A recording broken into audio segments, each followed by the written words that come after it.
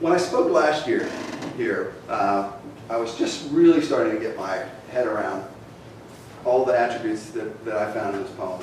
And the poem had 16 lines, so I really boiled it down to what I thought were the 16 most important leadership attributes. And I used others to help me ground that. And there are times actually you'll look, I kind of forced the fit to make the words fit the attribute I thought was important. I didn't think there was a clear couplet in this poem that talked about accountability, but it was so important I made it fit. So, a little poetic license. But if you look, that's a lot. 16 attributes, how do you digest that? And as I was researching, as I was thinking, and as I was talking to groups like this, being clear that it really comes down to, leading well comes down to answering 4 questions. And these attributes really align themselves with all of the questions, but some of them align better with others. So the first question is, who am I? Second is, what do I want? Third is, how do I attract others? And then finally is, how do I earn and retain the trust others place in me? Those 4 questions really help us organize these so that we can digest them. Because 16 is impossible. I remember speaking to a group last year. I was rattling off the 16, and about 5 or 6 in, I noticed heads starting to fall back, eyes rolling into their head. It's just too much to try and consume. So, and really, this is, for me, was an epiphany. That if you can think about leadership in those terms, it goes a long way to making the leader you have the potential to be. And of these, we're going to talk about all 4 of them. I'll touch them in the beginning, but I really want to focus most of the attention on the first one, knowing yourself, and answering that question, who am I? Because, quite frankly, it is the foundation for all leadership, and it's the thing that's most often missing. I asked the last class I spoke to if you could think about the distinction between a great boss and a lousy boss, a great leader and a lousy leader. What would it be? And I'll ask you the same question. What do have most of you have had summer jobs or done internships or done things where you've actually had bosses? Have you had a great boss? Anybody have a great boss? Anybody have a lousy boss? What separates the two?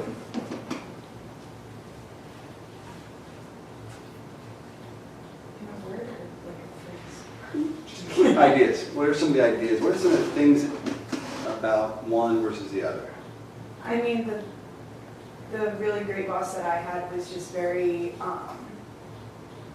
motivating, very I guess, I don't want to say uplifting, but very motivational, very, you kind of looked up to him as a role model, and he was very encouraging and, kind of tried to get you to see the positive, even if you weren't doing that well Right. at something. Well, A good boss is somebody who will talk to you as if they're on the same level. The lousy bosses talk to you like they're talking down to somebody. So a good boss, he knows he's in charge, he knows what he wants to get done, and he can talk to you as if he's talking to another human being, he's not talking down to you. great. I'd say for me, it was just all about competency. So you work for an idiot, huh? That's a fact of life. We're all, if you haven't had one yet, get ready, because we all work for idiots from time to time. And I'm sure people who work for me have said that about me before. So it is, incompetence is frustrating, but it's forgivable. People, Peter principle, whatever it is, people get in positions where they don't necessarily have the skills to do the job. You can forgive that. You can even forgive ignorance to a point if they all work together. What else? The thing that... Several hands over there that were good bosses. Yeah, anybody a boss that they want to speak to? Well, I mean, I was just going to kind of go off what you said and just positive interaction, just Right. really down to your level. I mean, just Yeah. great interaction, basically. Well, yeah, it's funny. I hear people say these same things, these behaviors that reveal what makes a good boss or a good leader or a great leader. And one of the things that I've, as I've dug into some of these with folks, the thing that often is interesting is that there isn't a great deal of difference in the behaviors of one boss versus another. They do the same sort of things, it's just they don't necessarily know why they're doing them. You know, a really bad leader often will do the same sort of things, and it's an act, because they're behaving the way they were told in that leading one-on-one book that they were given somewhere along the way, or whatever tome they picked up, that these are the things you're supposed to be doing. But they don't know who they are, they don't know why they believe what they believe, they have no clue about what is motivating them. And that, I think, is the most fundamental flaw that most bad leaders exhibit. And most good leaders really do have a sense. The people who are not talking down to you don't have to have their position or title to make them feel good about themselves. They already do. They know themselves well enough that they don't have to lord their title over you to make you know that they're the boss and you work for them. They feel good enough that they can do that on their own. These others, the other things, and so as I said, we're going to spend most of our time today talking about the know yourself part. Who am I and what do I believe? But coming from that, you also have to know what you want. And the first will lead to the second. When you know who you are and what you believe, you know what matters to you. You can look at the world around you and see the problems that need to be solved. And what, that self-awareness that comes with answering the first question starts to reveal the problems in the world, things that you want to take action to resolve. And the world I'm talking about may be your job, maybe your neighborhood, maybe whatever situation you're leading in.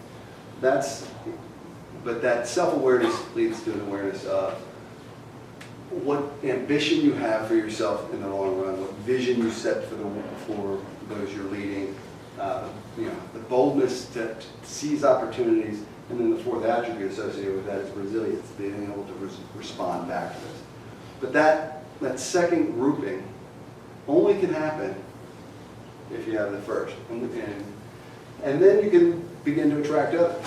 And that's the third question. How do you attract others? And your ability to inspire, to get people excited about what you're excited about.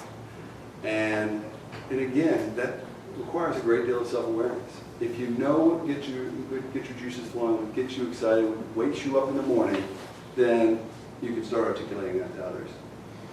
If you know what dangers you're facing, what risks, risks you've taken, you can be courageous when they manifest themselves in reality. And then being selfless, putting yourself second in your organization and others ahead. Again, it's dependent on that first grouping.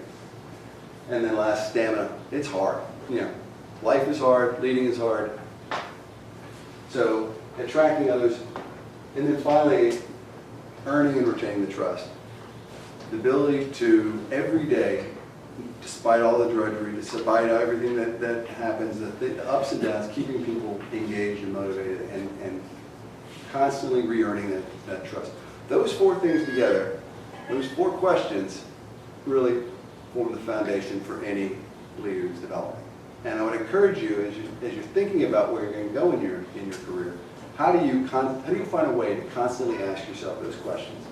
And it doesn't have to be in that order all the time. I would say, to start with, you have to start with this first question. And that's where, as I said, we're going to spend most of the time today.